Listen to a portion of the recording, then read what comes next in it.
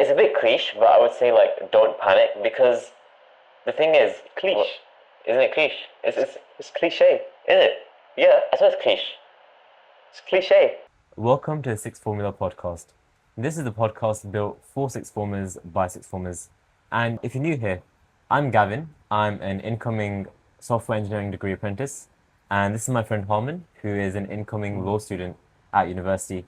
And our goal with this podcast is to bring genuinely useful information to sixth form students in a way that goes beyond the surface level study influencer type of videos that you might see on TikTok or YouTube.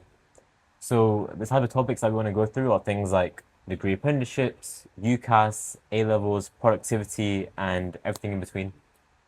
And Harman, what are we talking about in today's episode? So this episode is going to be what should the year 12s do after they've had their mock exams? And the first thing is, should you guys relax and take a step back? And well, this question, right, it's got several levels of nuance to it, but the short answer is no. Because your priorities, right, they should be on focusing on what happened in your mocks and towards other academic purposes as well, like apprenticeships, UCAS. So what do you think about this, Gavin? Yeah, I agree. I think you're right because the thing is like you can't just stop revising after your mocks. It's like you have to keep doing something. But it might be the case that, if you're looking to apply to apprenticeships, then, like your grades aren't going to be as much of a priority then because for most apprenticeships you need like what, like BBC, ABB, those sort of grades. So those aren't necessarily as difficult to obtain. So it might be the fact that, you've got your mocks, you've got like decent results, and you're kind of just happy with that because it's enough for an apprenticeship anyway. So you might then decide, okay, well, I can just take a step back and focus on the like degree apprenticeship stuff. And yeah, you should definitely start to focus on that uh, after your mocks. But just remember to like keep revising for your A levels.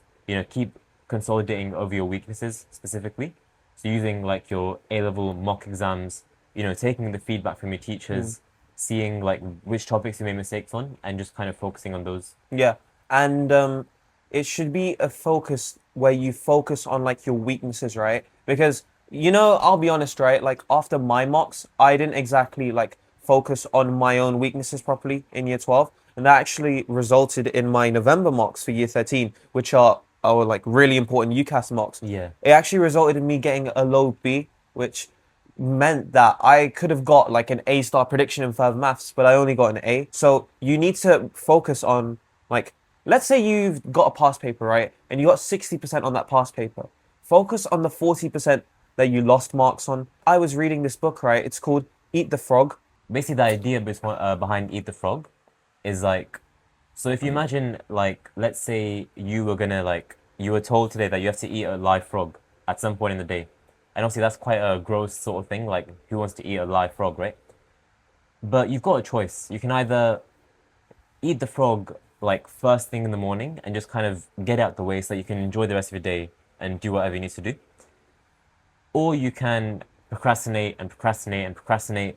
You get to like your evening, you've had your dinner now, and you have this prospect of like, oh shoot, I've got to eat a whole frog now, right? And that's not necessarily ideal. And that frog is like symbolic of like you said, like the key things that you need to be doing in your like sort of academic career.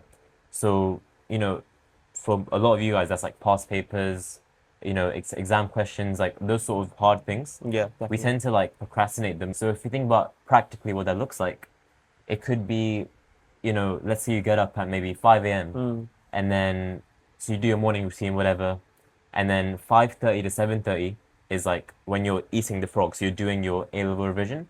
So that could be like doing a past paper. Let's say you're after your mocks, like okay, I'm bad at integration, and so you spend your morning, like focusing on those things, right, rather than things that you're already good at. Exactly, yeah. And then you go to school, whatever, you got your normal day. Let's say you come back and maybe like 3:30 from school. Okay, so you've done your revision now, that's out of the way, so you can focus on other things, right? So let's say you need to start applying to apprenticeships. Let's say you need to work on your personal statement. Maybe you want to go to the gym. Maybe you want to, work on your business, whatever it is. Like, you've got the rest of the day to do that. So essentially, like what I'm saying is, like when it comes to your like revision, don't stop it. You can maybe reduce it a bit because there's other things that are like starting to become more important as you enter year 13. But you still got to keep revising. You got to do a little bit every day, like Carmen said, because that consistency is what's going to carry you through into year 13 and get you the grades that you want.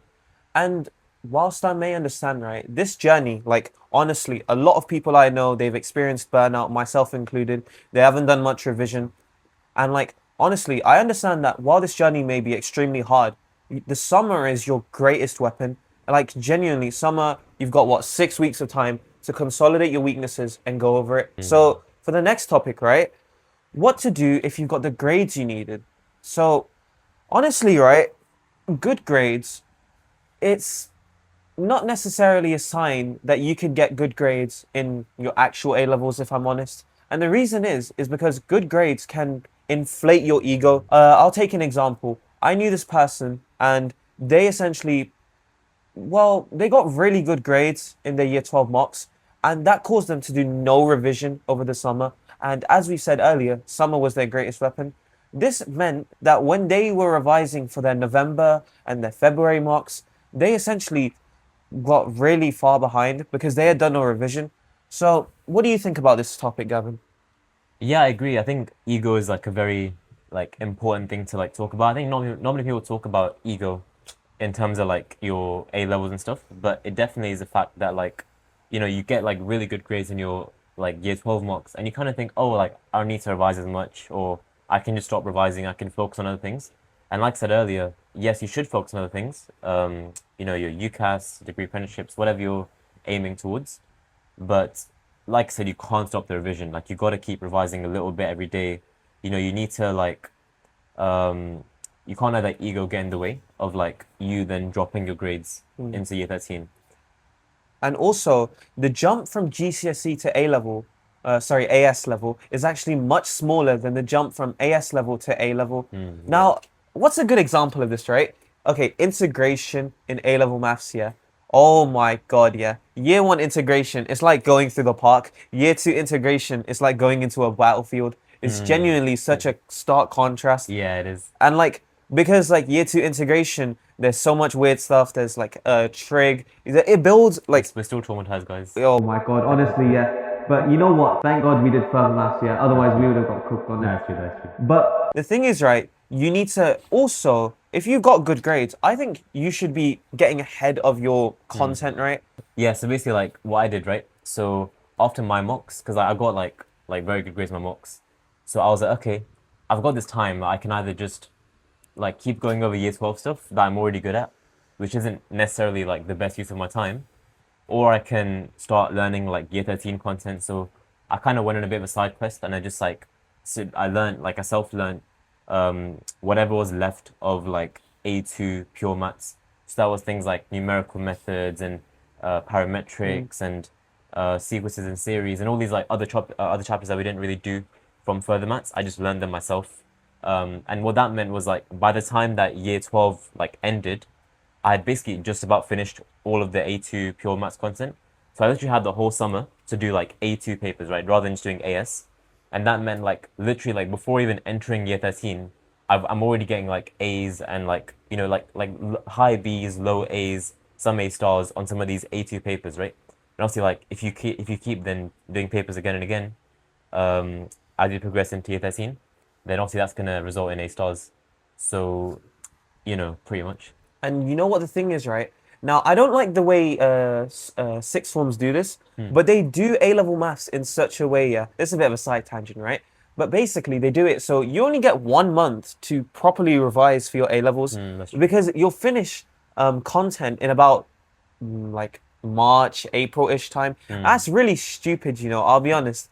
But like, the thing is, yeah, you could like honestly do A2 content, do a lot of papers, and you'll be chilling. But the thing is, right, you got to make sure you've mastered AS content in its entirety.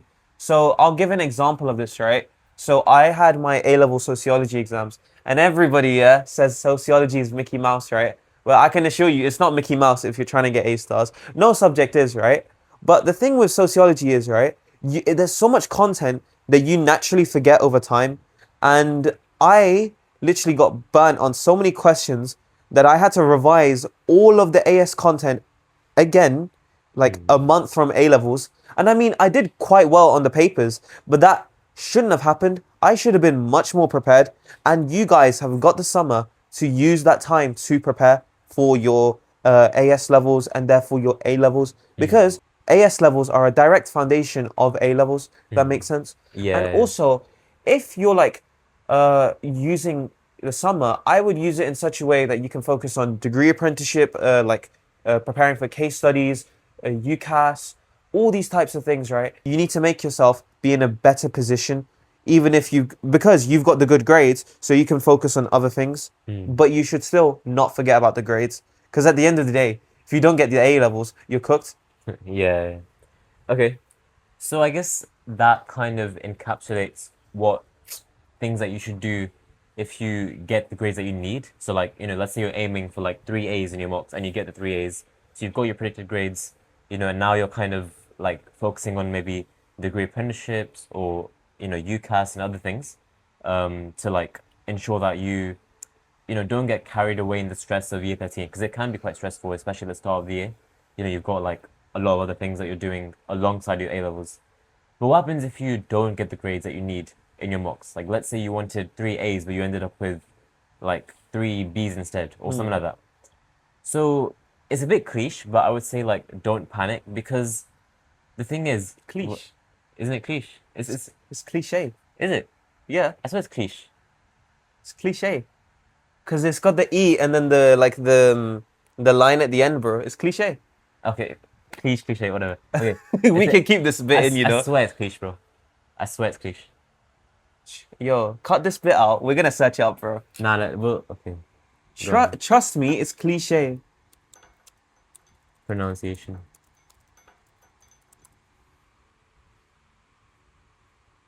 Oh, allow it. Ah, what did I say, bro? All right. Anyway, okay. Cliche. Cliche. Have you cliche. said that your whole life, yeah? I don't even know, man. Anyway. Hi. Okay. So yeah, so it's a bit cliche, but don't panic, because the thing is, like, in terms of like the end result of your actual A levels, like these mocks, right? They're just like, they're not necessarily a reflection of your full academic potential. Rather, it's more of a reflection of what you've done in year 12. But that doesn't mean that it's going to be what you do in year 13, right? So you Exactly, can right. change the tables and turn things around. But that said, like, if you're like not quite getting the grades that you need at the moment, then you definitely have some work to do over the summer. And again, that work is basically consolidating of your weaknesses. So using your mocks to your advantage, seeing, okay, so like I messed up on, oh, I messed up on this differential equations question, or oh, I messed up on this logarithms question. Okay, so that means I need to work on those topics, right? So, once you kind of identify your weaknesses, then you just need to find like so many exam questions around those topics. I'm talking more from like a maths and further maths point of view, but it applies to like even It like applies to everything, you like know. Let's be honest. sociology or whatever Mickey Mouse subjects like. Oh, listen here, yeah. Nah, but Gavin's got a perfect point, right? Now, I'm going to say a controversial opinion, yeah?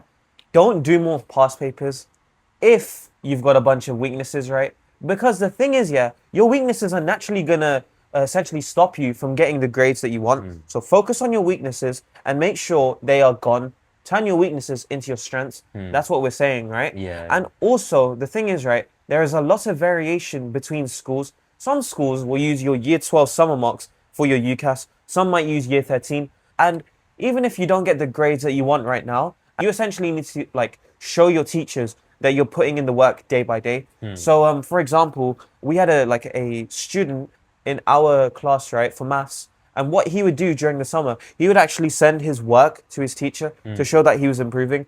So that way he could show that, oh yeah, I'm improving, so that he could get the grades he wanted. Do Yeah. you know what I'm on about? Yeah, I think so, yeah. And that's an important point, because the thing is like, your teachers, like, naturally they want to give you good predictions, right? Because that's just gonna like help the school get better outcomes for their sixth form cohort or whatever. So, like, you want to kind of like, your teachers want you, they want to give you good grades, like they want to give you good predictions and stuff. They want you to be successful, but it's like, are you willing enough to like show them and put the effort in to prove that you deserve like their goodwill? So it's like Harmon said, like, you can literally like in the summer, like send evidence of your work to your teacher, or maybe offer that you can like resit your mocks and like show like a significant improvement in your performance and in your grade, like in a different set of mocks, to show that like you mean business, that you're not just like messing about, like you actually want to get these grades. Um, so it kind of comes down to you at the end of the day. Like, are you sort of like how bad do you want those grades, right? And I think that raises another point, which is like, do you actually like? I think some people they have a thing of like, oh, I want to get 3 A stars, I want to get 3 A's. Like they just have like these like metrics in mind, Yeah. even if they don't necessarily need the grades, but they just think like, oh, I want like the top grades or whatever. And like that is good. Like that ambition, I think, is definitely like good to have. Um, but I guess you could think about it like in this way. It's like, does getting that 3 A stars or whatever you sort of are aspiring for, is it actually something that's going to benefit you? Because, if you spend loads of time like perfecting your A levels, but you do that at the expense of like, let's say if you want to get a degree apprenticeship, which only requires like BBC or something. So you spend all this time perfecting your A levels, but at the expense of a mock interview prep, at the expense of like optimizing and tailoring your CVs and cover letters, etc. Then it's like, is that really a smart idea, right? Because yeah, you'll improve your A levels, but you're not really gonna get what you actually wanted. So I think like zooming out a bit, you have to really think like, what is it that you actually want from yourself? Yeah. Do you want a degree apprenticeship? Do you want like Oxbridge? Do you want something else? And then think about like how your mocks reflect on that. So like if your mocks are actually like not good enough, like if your grades that you got are not good enough for that thing, then obviously you definitely have to work on your mocks, or sorry, on your grades. But if the grades that you got, even if they're not necessarily the best grades, if they are good enough for that like degree apprenticeship or whatever, then yeah, you definitely want to improve your grades still, just so that you like are like comfortably getting the grades that you need for whatever offer that you have. But you have to be smart with like your energy and where you're expending your energy and Exactly, stuff. honestly. Yeah, yeah. Because a lot of people, they will burn out straight away, right? Mm. And this raises like another point, because people will burn out, right? People would put their eggs in too many baskets. But I also think we should pay attention to like this new thing that I've been thinking about. Don't put all your eggs in one basket specifically, right? Because it's as Gavin was talking about. If you are dedicating too much time to your A levels, then other areas of your thing will be cooked. Like you Yeah. might submit like a terrible personal statement. You might do a bad. You might make a bad CV. You might neglect yourself, and like neglecting yourself is one of the worst things you can do, right? That in all areas of life, like in your health, your physical, your academic, your financial, etc., right? So what you need to do, you need to genuinely think, what do I want in the future? And I know this is like a hard thing to ask for, but you got to ask yourself, right? Like, what do I truly want? Now, a lot of people, yeah, I've noticed, right? They have ambition without substance. And you might be like, what does this mean? Ambition without substance is when people want something, but they don't actually want it. They don't want to work for it. Yeah. Now, I'd say I'm somebody who's got ambition with substance. Same with Gavin, right? Because we want something and we're proactively working towards it. I mean, after all, that's why we're filming this podcast. You have to ask yourself, do you have ambition with substance, and do you actually want to work towards your goals? Because a lot of people, right, they might not get the grades they want, and then they might just do nothing about it. They're going to be lethargic, and as a result, if you're lethargic, you're just going to limit yourself even more. And that's the thing with a lot of people, right? You don't want to be a lot of people though. You want to be special. And I think this isn't really recognized in my opinion, but ambition with substance genuinely shows like what people want to do and what people don't want to do things. Like, I'll take an example. Oh man, I know a guy, yeah. And essentially this guy, he would always pretend to be revising in SOL. SOL is like our study sessions. And he would be pretending to revise in SOL. Do you know what I'm on about? Yeah. Yeah. Like, he would put 14 tabs open and then he would scroll, doom scroll for the entire day. And I'm just like, brother, what are you doing? You really want the grades that bad, yeah, but you're not putting any work in for them. And it's like, we know he could do work though, because on one test he did really good, and then the other test it's like he went from 0 to 0, bro. Yeah. That's the one test he like got more than me on. I know, bro. Yeah.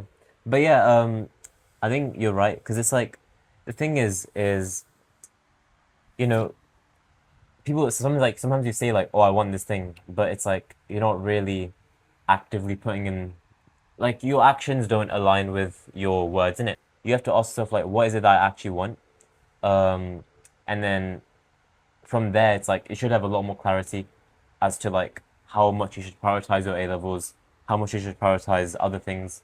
Um, and yeah, like you're right, you can't put your eggs in too many baskets, but you also can't neglect the other baskets in a way. It's like a balance that you have to kind Yeah, of yeah, exactly. get, right? So it's like knowing like when enough is enough, and then knowing when you need to do more, if that makes sense. Yeah. And also, I would just say you really need to consolidate year 12 content because year 12 content is the backbone for year 13 content. And genuinely, you guys don't want to be cooked for year 13. Year 13 is really hard. People say it's like the hardest year in all of like the years up until that point for a very specific reason because there is just so much work. But I can't lie, yeah. If you got year 12 content sorted and you're doing year 13 content like every day, you're really fine, you know. Yeah. I mean, personal statement isn't that bad. I mean, unless you're doing degree apprenticeship applications, Yeah, that's long. that is really long. But Yeah. honestly, it is worth it though. That's for certain.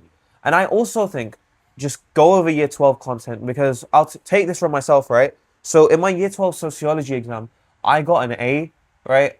And it's only after like working on year 12 content in the summer and actually performing really well on my year 12 mocks. I mean, I think I got like 1%, on my year 13 mocks. I only got like 1% off an A star. And then my teacher recognized that and she was like, okay, I will predict you an A star because she could tell I worked really hard. And this was with increased grade boundaries, like 5% additionally. Yeah. So if you consolidate year 12 content, target your academic weaknesses, work on those weaknesses, you'll be cooking, guys. Genuinely. Like Yeah. a lot of people, they just don't see how much time they've got. And you guys might not realize, but your time, it is limited. Like, Limited. Oh my God, bro. Oh, hell no, man. What?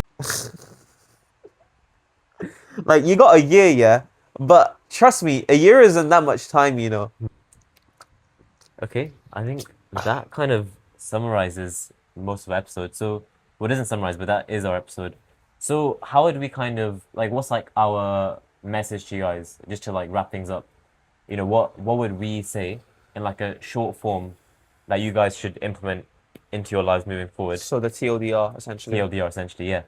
So, okay, first of all, the key thing is in terms of like, you know, how you shift your priorities and stuff after your mocks. The short answer is, like we said, still revise, right? Still do, you know, eating the frog every morning, doing some kind of A-level revision.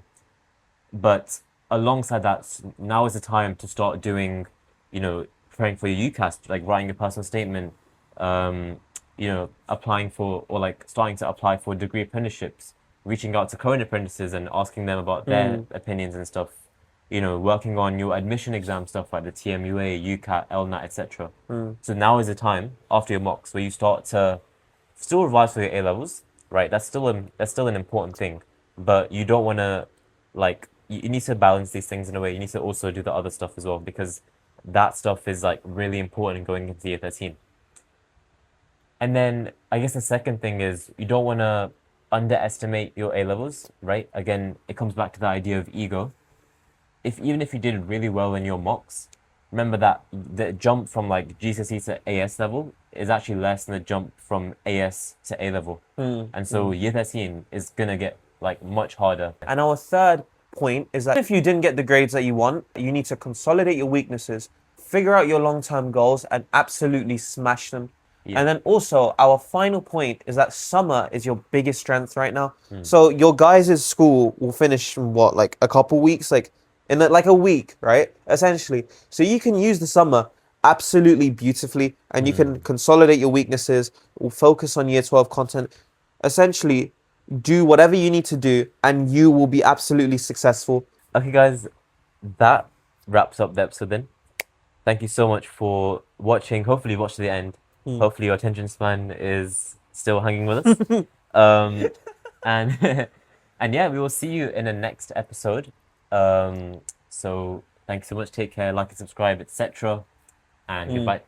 Okay, guys, if you made it this far into the episode, then well done because we are actually running a giveaway with this episode. So essentially, whoever can first comment the correct number of times that Harmon drank water in this episode, they will be transferred £5. So start watching watch the whole episode, count how many times that Harmon drank water from his bowl, and then whoever gets it first in the comment section of this video we will reach out to them and then get that £5 transferred over. So good luck.